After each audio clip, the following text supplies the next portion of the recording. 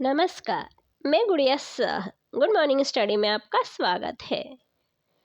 Supreme court ने रणवीर इलाहाबादिया को इस शर्त पर दिया शो ऑन एयर करने का आदेश। वो शर्त कौन सी है, चलिए जानते हैं। सुप्रीम कोर्ट ने रणवीर इलाहाबादिया की गिरफ्तारी से अंतरिम संरक्षण अर्थात इंटरिम प्रोटेक्शन फ्रॉम अरेस्ट के समय को बढ़ा दिया है। सुप्रीम कोर्ट ने पिछली सुनवाई के दौरान रणवीर के खिलाफ कड़ी टिप्पणी की थी, लेकिन बाद में उनकी गिरफ्तारी से जुड़े मामले में बड़ी राहत दी थी और अंतरिम जमानत भी दी थी। रणवीर इलाहाबादिया ने सुप्रीम कोर्ट में एक आवेदन किया जिसमें उन्होंने अपने शो को प्रसारित करने से रोकने वाले आदेश के एक हिस्से को हटाने की मांग की है। रणवीर के तरफ से कोर्ट में पेश हुए वकील अभिनव चंद्रचूड़ का कहना है कि इस प्रतिबंध के कारण केवल उनका खुद का ही नहीं बल्कि उनके 280 कर्मचारियों का भी जीवन यापन प्रभावित हो रहा है। क्या थी रणवीर की याचिका, चलिए जानते हैं। इस मामले में सॉलिसिटर जनरल तुषार मेहता ने अपनी प्रतिक्रिया में कहा कि उन्होंने शो को जिज्ञासा के तहत देखा और यह शो ना तो अश्लील है लेकिन यह पवित्रता के स्तर से परे है।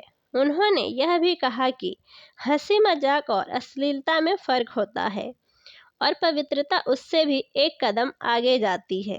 यह मामला डिजिटल प्लेटफॉर्म पर सामग्री के मानकों के बारे में सवाल उठाता है, जिसमें यह विचार किया जा रहा है कि मनोरंजन की सीमा कहाँ खत्म होती है।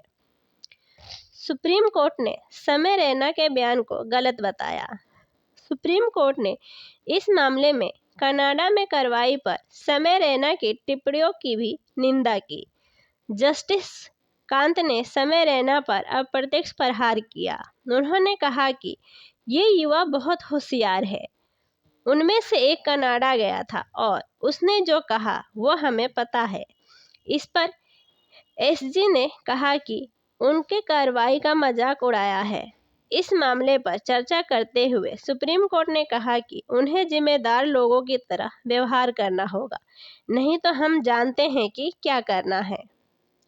रणवीर इलाहाबादिया पर सुप्रीम कोर्ट की टिप्पणी। सुप्रीम कोर्ट ने कहा कि हास्य एक ऐसी चीज है जिसका पूरा परिवार आनंद ले सकता है। किसी को भी शर्मिंदगी महसूस नहीं होती। हर तरह की गंदी भाषा का इस्तेमाल करना प्रतिभा नहीं है। इस पर एसजी ने कहा कि स्पष्टता के लिए अभिव्यक्ति की स्वतंत्रता कीमती है और इसकी रक्षा करनी होगी, लेकिन अश्लीलता को अगली पीढ़ी तक नहीं पहुंचने दिया जा सकता। हर समाज में नैतिकता के मानक अलग। सुप्रीम कोर्ट ने कहा कि समाज दर समाज नैतिक मानक अलग अलग हो सकते हैं। हमने खुद को अधिकारों की गारंटी दी है, लेकिन वे शर्तों के अधीन हैं। इस पर एसजी ने कहा कि नैतिकता के बारे में हमारी धारणाएं अन्य देशों से बहुत अलग हैं। कुछ दिशा निर्देश बनाने की जरूरत है। सुप्रीम कोर्ट ने कहा कि ऐसे कार्यक्रमों के प्रसारण के संबंध में जो हमारे समाज के ज्ञान नैतिक मानकों के संदर्भ में स्वीकार्य नहीं है, कुछ नियामक उपायों की आवश्यकता हो सकती है। शर्त पर रणवीर को राहत। सुप्रीम कोर्ट ने कहा कि केंद्र सरकार इस मुद्दे पर अपने सुझाव दे जो अनुच्छेद 19 में उल्लेखित मौलिक अधिकारों के मापदंडों को सुनिश्चित करने के लिए प्रभावी हो।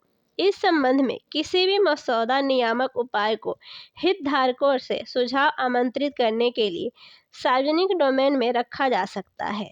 सुप्रीम कोर्ट ने कहा कि याचिकाकर्ता को यह वचन देना होगा कि उसके अपने शो शालीनता और नैतिकता के मानकों को बनाए रखेंगे ताकि किसी भी आयु वर्ग के दर्शक देख सके। इस वचन के साथ याचिकाकर्ता को रणवीर को शो फिर से शुरू करने की अनुमति है। सुप्रीम कोर्ट ने कहा कि जहां तक याचिकाकर्ता की विदेश यात्रा की प्रार्थना का संबंध है, जांच में शामिल होने के बाद प्रार्थना पत्र पर विचार किया जाएगा। ऐसी ही अन्य खबरों की जानकारी के लिए हमारे चैनल पर बने रहें। धन्यवाद।